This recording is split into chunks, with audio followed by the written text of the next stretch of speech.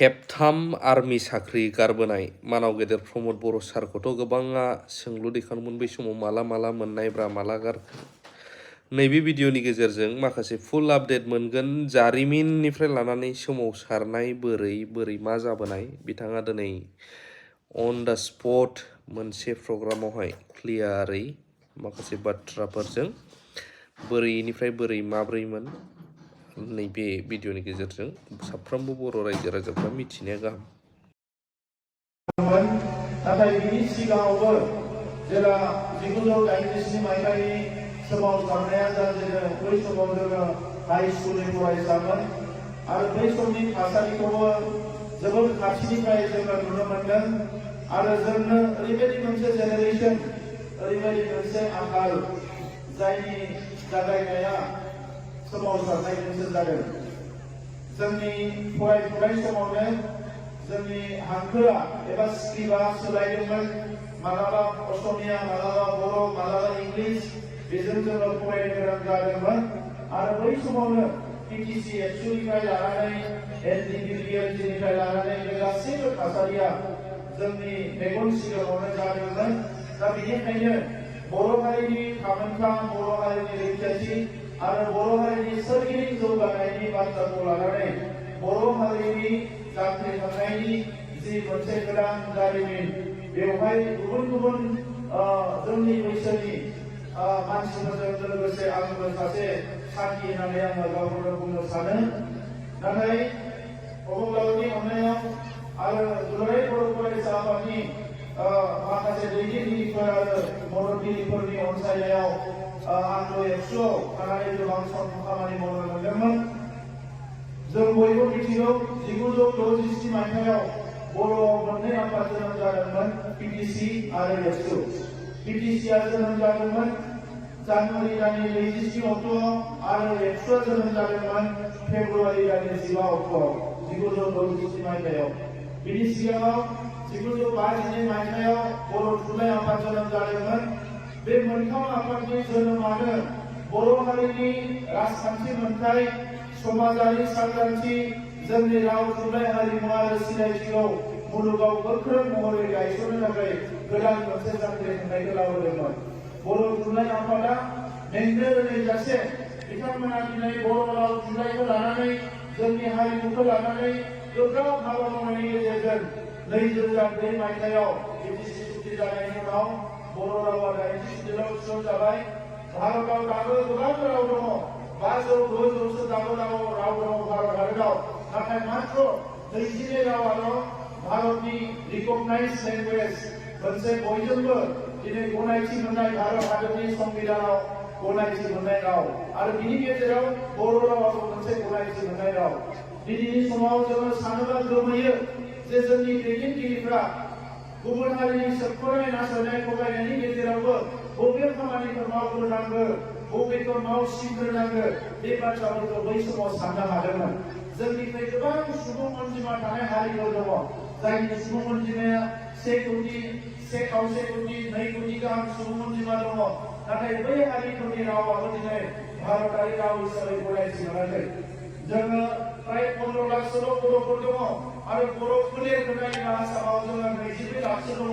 बे 22 लाख बर' फोलेर आरो बर' राव रायज्लायग्रा 15 लाखल' सुबुं अनजिमा थानाय हारियानो दिनै भारत बायदि 150 कोटि गाहाम सुबुं अनजिमा थानाय मोनसे देशआव जोंनि रावा दिनै सिनायथि मोनबाय। दुलाराय बर' फरायसा आफादनि मोनसे गोब्राब नाजानायजों दिनै हारिया सोद्रोम हारि जानो हाबाय।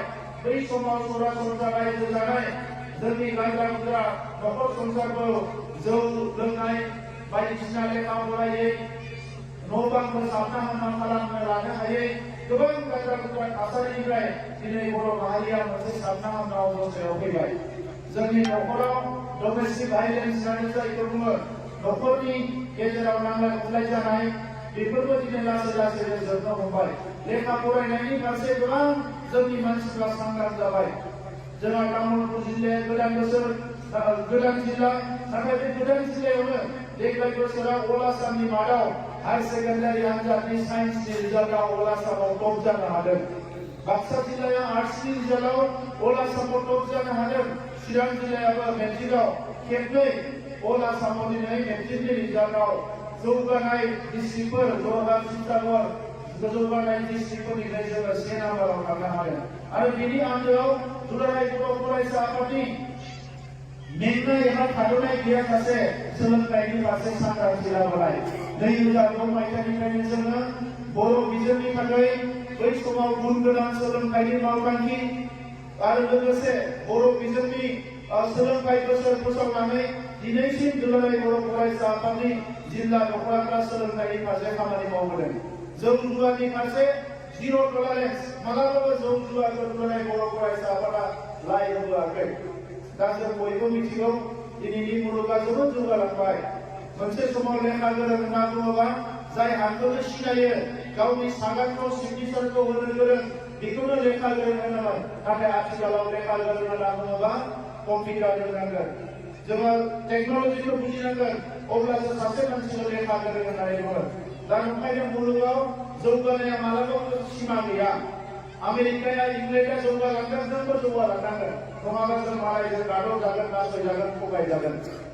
5 रोजासो जोंनि मुंख्लं जानायनि उनाव दिनै जोङो मोनथाम गोरोबथा खालामनो हाबाय। बे थामथि गोरोबथानि गेजेरजों बर' हारियाव दिनै 100% जौखोन्दो गोजोना फैबाय। मोनसे समाव जोंनि बे ओनसोलफ्रावबो बिटिसि एबसुनि एनआइनि एनडिपिनि लोगोसे बिएलपिनि बिदा फंबायफोरनि होसोलायनाय गोबां गाज्रि थासारिया नैबे निजिपिनि ओनसोलफ्रावबो जालांदोंमोन। नाथाय दिनै 100% जोंनियाव गोजोन फैबाय। गोजोन फैनाय लोगो लोगोनो जों नुनो मोनदों थांनाय बोसोरनि जि एपिएससिनि रिजाल्ट बेवहाय बिटिसि ओनसोलनिफ्राय खेबसेयावनो 50 जन जोंनि सेंग्रा सिख्लाफ्रा जोंनि फरायसाफ्रा एपिएससि आनजादखौ पास खालामनो हादों। देग्लाय बोसोरसेयाव मात्र बोसोरसेयावनो 50निफ्राय बांसिन बर' फिसाफ्रा एमबिबिएस मेडिकेल फरायनायाव एडमिसन मोनदों। बोसोरबानि उनाव दिनै 24आव एडमिसन मोनदों। 25, 26, 27, 28, 29 2029 मायथाइयाव बोसोरसेयावनो बर' बसुमतारी नार्जारी 50 डाक्टार ओंखारगोन बोसोरसेयावनो। बियो जोंनि सोलोंथाइनि जौगानाय। दा ओंखायनो गोजोन फैनाय लोगो लोगोनो जोङो दिनै लिटारेचार फेस्टिभेल खुंनो हादों। इन्टारनेशनेल लेभेलनि जोङो थुनलाइनि उत्सव खुंनो हादों। दिनै गोजोन फैनाय लोगो लोगोनो दिल्लीयाव थांनानै बड'लेण्ड महोत्सव खुंनानै भारतनि प्राइम मिनिस्टारखौ बर'नि बागै मोजां बाथ्रा बुंहोनो हादों एबा बिथाङा फैनानै बर' माहारिखौ बाख्नायफैदों। 4 बोसोराव ओरैबायदि सान्थि फैबाय बे सान्थिखौ आगोलनि दैदेनगिरिफ्राबो लाबोनो हागौमोन नाथाय बिथांमोना बे बाथ्राफोरखौ सानाखैमोन। दिनै आबाद मावनायनिफ्राय लानानै गुबुन बिथिङावबो जोङो गोबां जौगानो हमदों लासै लासै।